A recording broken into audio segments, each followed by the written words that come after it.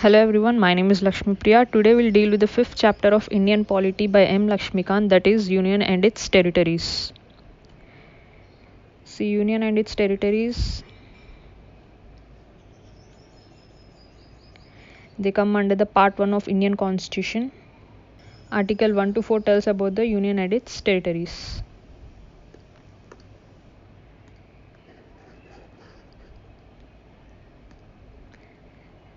See, Article 1 to 4 of Part 1 of the Constitution explains the Union and its territories. Let us see the Union of States. Let us see the Article 1.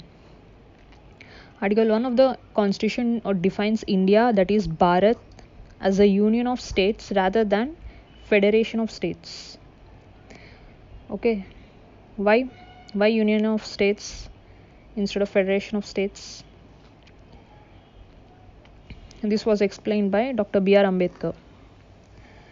Okay, the phrase union of states has been preferred to federation of states for two reasons. What are they? First one is Indian Federation is not the result of an agreement among the states like the American Federation. Okay, Indian Federation is not the result of an agreement among the states like American Federation. Next reason is states have no right to secede from the federation. Okay, they don't have right to come out of the federation. The federation is a union because it is indestructible. India as a whole, we cannot destruct. So India is a union of states.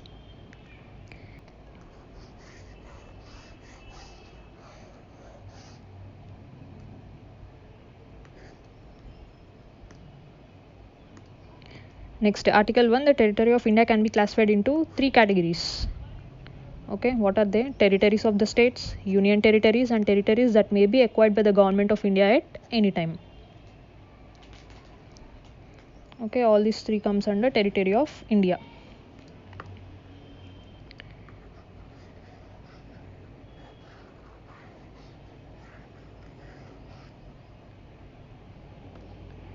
See, territory of India is a wider expression than Union of India. Why? Because Union of India consists only states. Okay, Union of India tells about only states. But territory of India, it not only tells about states but also the union territories and other territories that India may acquire by the government of India at any time in future. Okay, Union of India contains only states. It tells only about the states. But territory of India, it includes states, UTs and territories that may be acquired by government of India at any time in future. That is why territory of India is a wider expression than Union of India. Next, being a sovereign state, India can acquire foreign territories as per the most recognized by the international laws, that is cession, occupation, conquest or subjugation. Okay, with this India can acquire the foreign territories.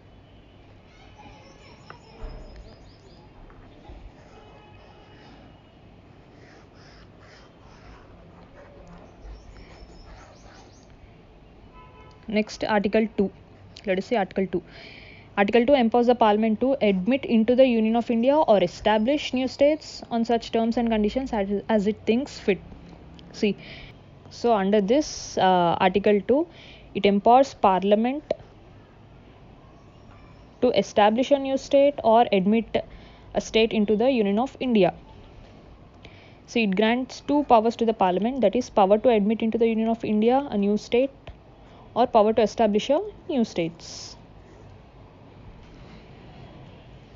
Okay, next Article 3. Article 3 deals with the internal readjustment of the territories of the constituent states of the Union of India. See example, AP and Telangana.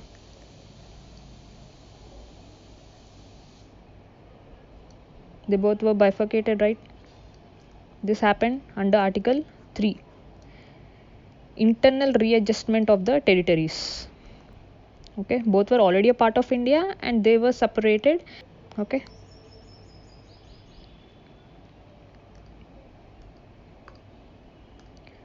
Next, we'll see the power of Parliament under Article 3. Article 3 authorizes Parliament to form a new state by separation of territory from any state, or by uniting two or more states or parts of the states, or by uniting any territory into the part of any state. See, already existing states, okay, form a new state by separating the territories from any state. In already existing state, a new state can be formed by separating the territories or uniting two or more states. State as a whole can be separated, or it can combine two states. Okay. Next, increase the area of any state. Next is, it can increase the area of any state or diminish the area of any state, or alter the boundaries of the state, or alter the name of any state. All these are powers given to Parliament under Article 3.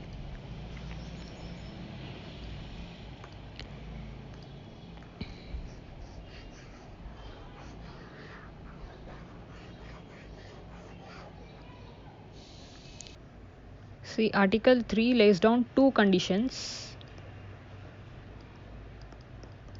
Okay. A bill contemplating the above changes can be introduced in the Parliament only with the prior recommendation of President. Okay, this can be introduced only with the prior recommendation of President.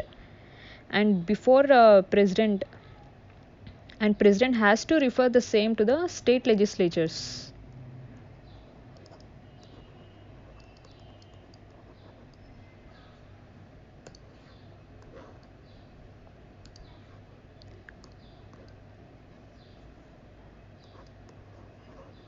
Okay. First thing is, if any changes are made to the bill under Article 3, prior recommendation of President is required, and the President should refer the same to the state legislatures. And one more thing is, President is not bound by the views of the state legislature. That is, if state legislatures didn't accept, still it doesn't affect the bill.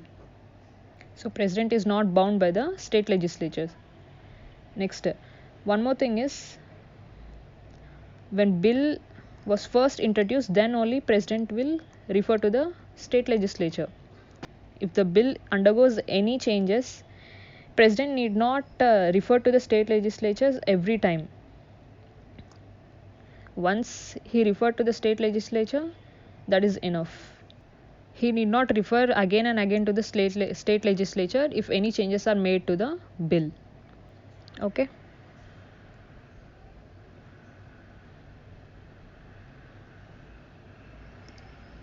Next, the Parliament can redraw the political map of India according to its will. The territorial integrity or continued existence of any state is not guaranteed by the Constitution. Right?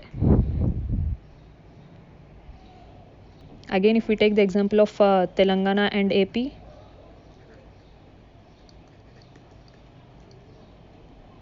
it is clear that Constitution cannot guarantee any state. Right? The Parliament has the power to change the political map of India. Understood? Next, India is rightly described as an indestructible union of destructible states. See, states in India can be destructed, but India as a whole cannot be destructed. Though the states are destructed, again they are included in India itself. They can't go out of the union of India. Next, Article 4. Article 4 itself declares that laws made for admission or establishment of new state and formation of new state and alteration of area boundaries or names of existing states are not to be considered as an amendments of the Constitution under Article 368. Okay, Article 4 says that the laws made under Article 2 and the laws made under Article 3 are not considered as an amendment of the constitutions. are not considered as the amendment of constitution. Okay, this laws can be made with a simple majority. For constitutional amendment, you need special majorities. Otherwise, the laws are made with a simple majority.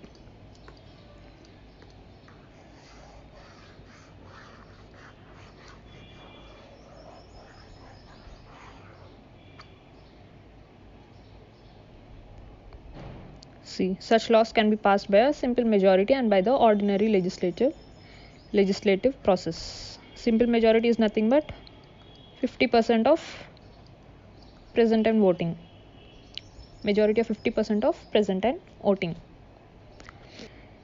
Exchange of territories with Bangladesh. Next we will see the exchange of territories with Bangladesh. First let us see the background. We all know that Pakistan and India got separated in 1947. If we see East Pakistan, that is present Bangladesh, the line drawn between India and Bangladesh is Ratcliffe.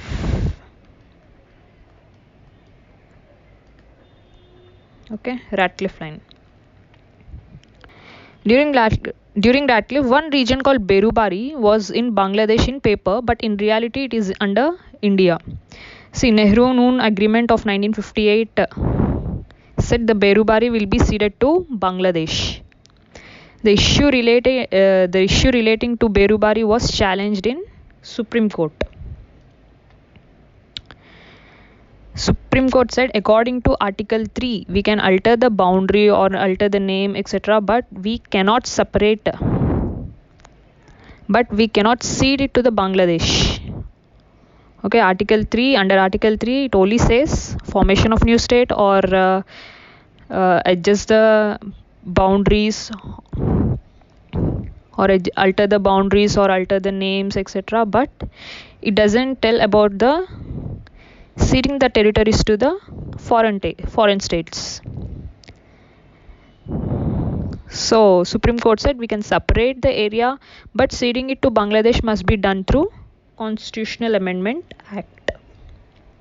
Okay, so through 9th Constitutional Amendment Act 1960, Berubari was ceded to East Pakistan.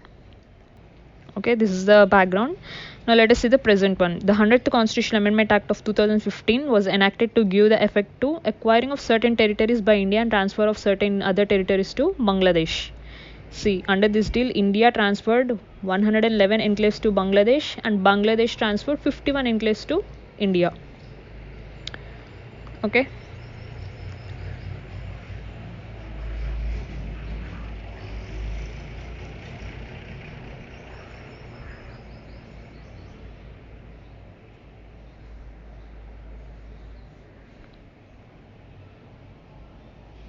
Next we will see the evolution of states and UTs.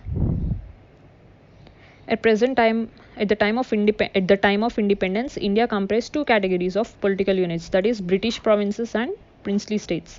The Indian Independence Act of 1947 created two independent and separate dominions of India and Pakistan and gave three options to them, that is joining India or joining Pakistan or remaining independent. So three options were given to princely states under Indian Independence Act of 1947, that is joining India or joining Pakistan or remaining independent.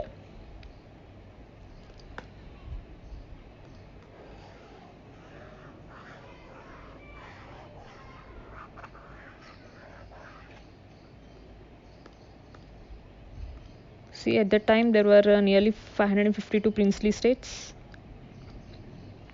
right? Out of this, three were difficult to integrate with India. What are they? Hyderabad, Junagadh and Jammu and Kashmir. Later these three were also integrated in India. Hyderabad through police action, Junagadh through referendum, Jammu and Kashmir through instrument of action. Okay. In 1950, the Constitution contained fourfold classification of the states and duties of Indian Union. Part A, Part B, Part C states and Part D territories. Now let us see one by one. Part A contains 9 states. Okay, governors provinces of British India. Next, Part B also contains 9 states, that is princely states with legislatures. Part C states contain the Chief Commissioner provinces of British India and some of the princely states. Next, Part D has only one Andaman and Nicobar Islands. Okay.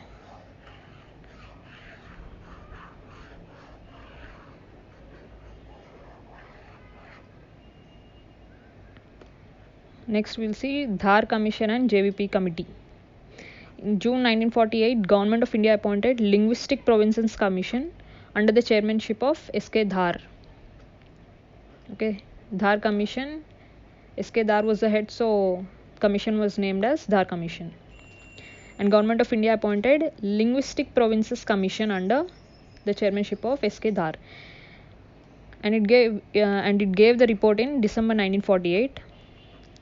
Saying it recommended the reorganization of states on the basis of administrative convenience rather than linguistic factor. Okay, Dhar Commission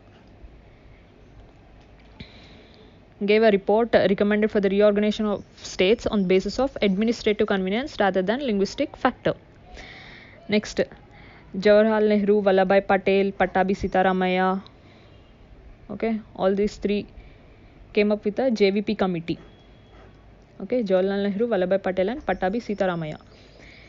JVP committee, it gave its report in 1949 April. See, it said it rejected the language as the basis for the reorganization of states. Okay, JVP committee rejected the language as a basis for the reorganization of states. Next, we will see Fazl Ali Commission.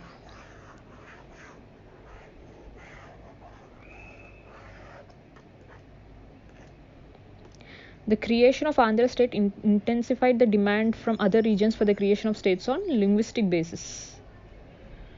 Okay, when Andhra state was created, other states also demanded for the creation of states on linguistic basis. This forced the Government of India to appoint a 3-member committee. Okay, that is States Reorganization Commission under Fazl Ali. So 3 members were Fazl Ali, Panikkar and H.N. Kunzru. These 3 were the members included with the chairmanship of Fazl Ali.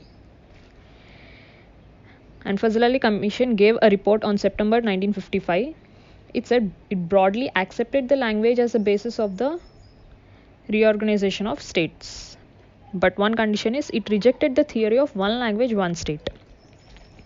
Okay, it accepted the language as the basis of the reorganization of states, but it rejected the theory of one language, one state. Okay.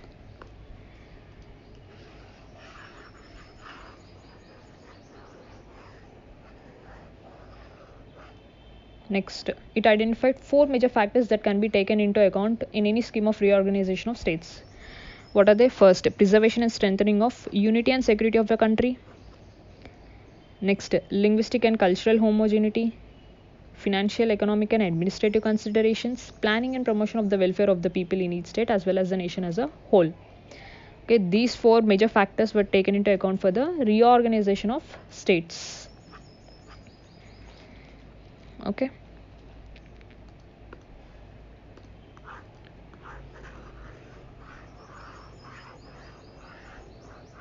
Next,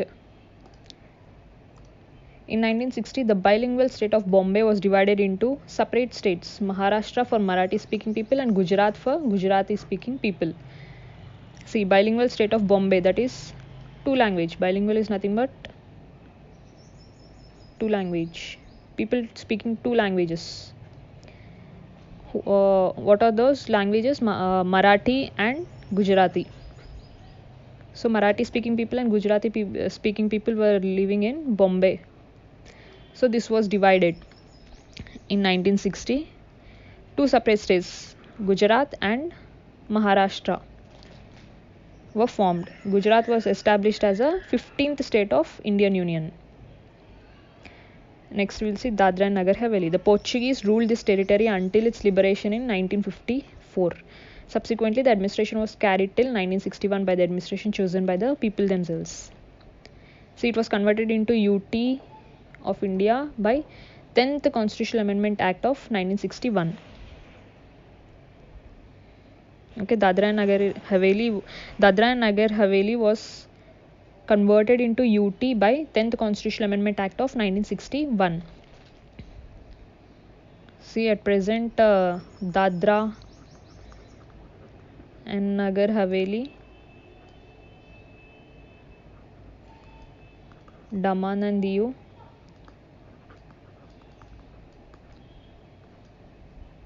okay, both got merged. Daman and Diu was merged into Dadra and Nagar Haveli.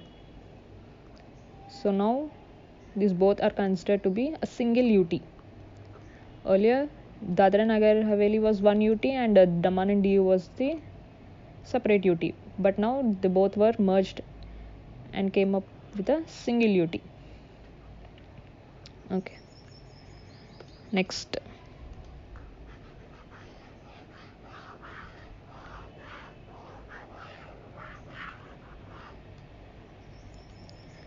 Goa, Daman and Diu. India acquired these three territories from the Portuguese by means of police action. Okay, they were constituted as a UT by the 12th Constitutional Amendment Act of 1962. Later in 1987, Goa was conferred as a statehood. Consequently, Daman and Diu was made a separate UT. Okay. So both were given UT status by 12th Constitutional Amendment Act of 1962.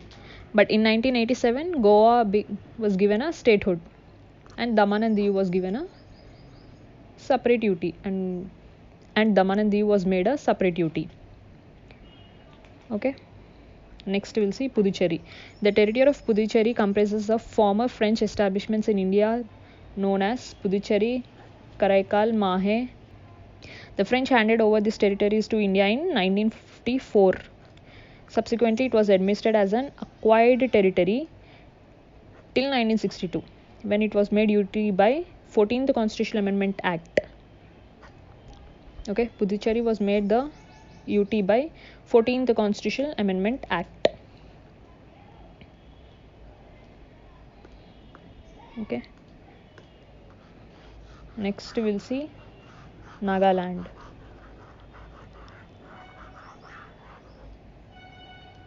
In 1963, the state of Nagaland was formed by taking Naga Hills and Zang area out of the state of Assam. This was done to satisfy the movement of hostile Nagas. Okay, Nagaland was taken from the state of Assam in 1963. However, before giving the Nagaland the status of 16th state of Indian Union, it was placed under the control of Governor of Assam in 1961. Okay, before giving Nagaland the status of 16th state of Indian Union, it was placed under the control of Governor of Assam in 1961. Next, we'll see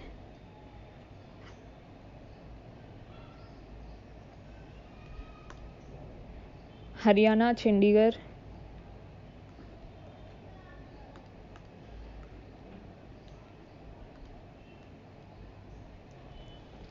Next, we will see Haryana, Chandigarh and Himachal Pradesh.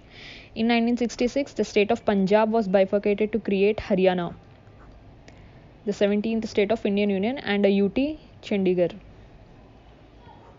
Okay, 1966, state of Punjab was bifurcated to create Haryana and Chandigarh. Haryana was the 17th state of Indian Union and UT of Chandigarh.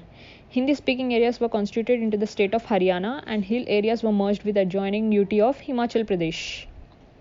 See, in 1971, UT of Himachal Pradesh was elevated to the status of state. Earlier, Himachal Pradesh was union territory, but later in 1971, it was given a statehood. It became 18th state of Indian Union. Okay. Next, we will see Manipur, Tripura and Meghalaya. In 1972, the political map of northeast India underwent a major change. Okay, Thus, the two UTs of Manipur and Tripura and the sub-state of Meghalaya got statehood. Earlier, Manipur and Tripura were UTs. Now, all this got statehood. The two UTs, Mizoram and Arunachal Pradesh, came into being. With this, the number of states of Indian Union increased to 21. Okay, earlier there were 14 states, 6 UTs. Before 1956.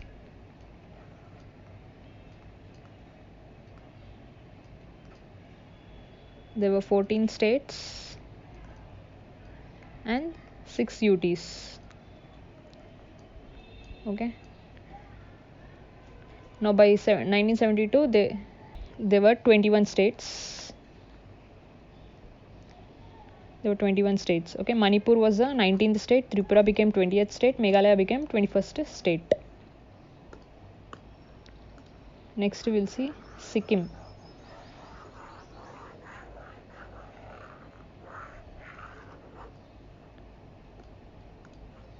Till 1947, Sikkim was the Indian princely state ruled by Chongyal.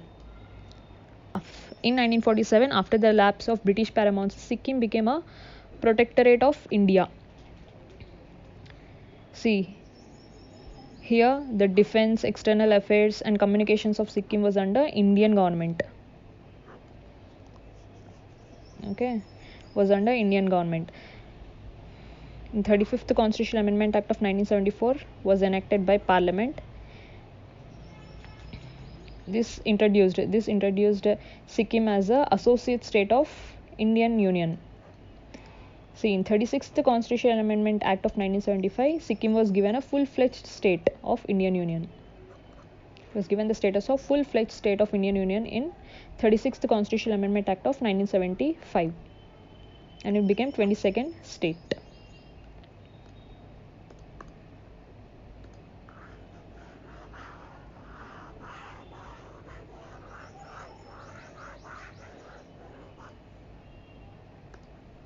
See, Article 371F provides a special provisions with respect to the administration of Sikkim. Next, we will see Mizoram, Arunachal Pradesh, and Goa. In 1987, 3 new states, Mizoram, Arunachal Pradesh, and Goa, came into being as the 23rd, 24th, and 25th states of Indian Union, respectively. Okay.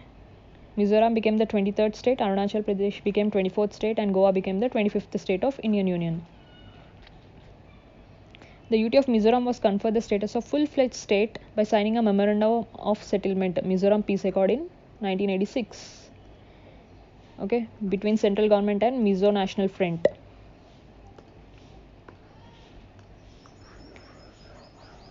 Next, Arunachal Pradesh had also been a UT from 1972. The state of Goa was created by separating the territory of Goa and Daman and Diu. Next, we will see the Chhattisgarh, Uttarakhand, and Jharkhand. In 2000, 3 more new states of Chhattisgarh, Uttarakhand, and Jharkhand were created out of territories of Madhya Pradesh, UP, and Bihar.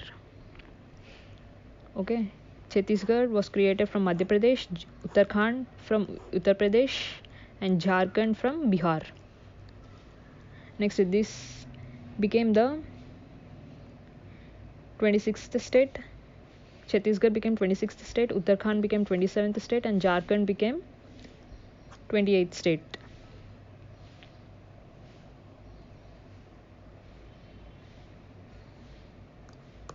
Next,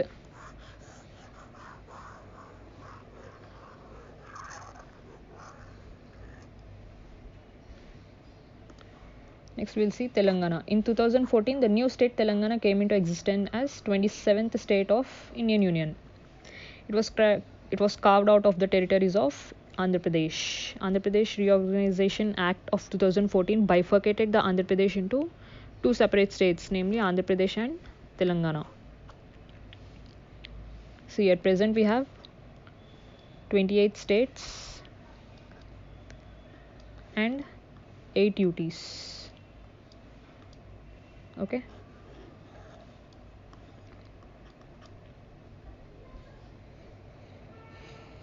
At present we have 28 states and 8 UTs. Next we'll see Jammu and Kashmir and Ladakh. Till 2019 Till 2019 the erstwhile state of Jammu and Kashmir had its own constitution and enjoyed a special status under Article 370. We all know this, right? In 2019 the special status was abolished by the presidential order known as the Constitution Order. The Constitution Application of Jammu and Kashmir Order 2019. Under this the special status was abolished. Okay, this order superseded the earlier order, that is the Constitution Order of 1954. The Jammu and Kashmir Reorganization Act 2019 bifurcated the Jammu and Kashmir into two separate UTs. Okay, earlier Jammu and Kashmir was a state, but Jammu and Kashmir Reorganization Act bifurcated the Jammu and Kashmir state into two separate UTs. One is Jammu and Kashmir Union Territory and other is Union Territory of Ladakh. Union Territory of Jammu and Kashmir with legislature and Ladakh without legislature.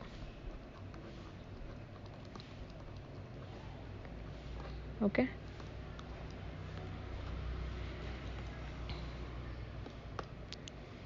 Next.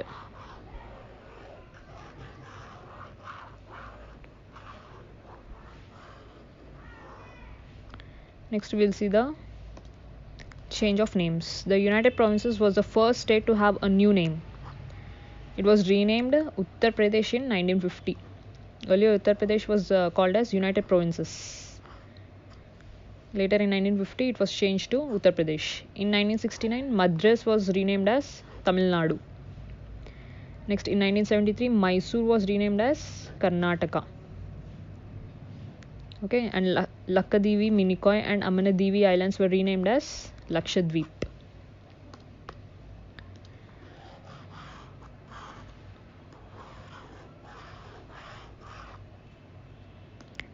Next, in 1992, the Union Territory of Delhi was called the National Capital Territory of Delhi.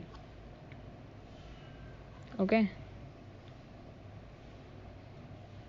By 69th Constitutional Amendment Act of 1991. In 2006, Uttaranchal was named as Uttarakhand.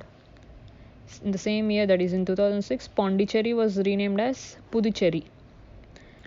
In 2011, Orissa was renamed as Odisha. Okay. With this, we are done with the 5th chapter, that is Union and its territories. In the next class, we will see the citizenship. Thank you.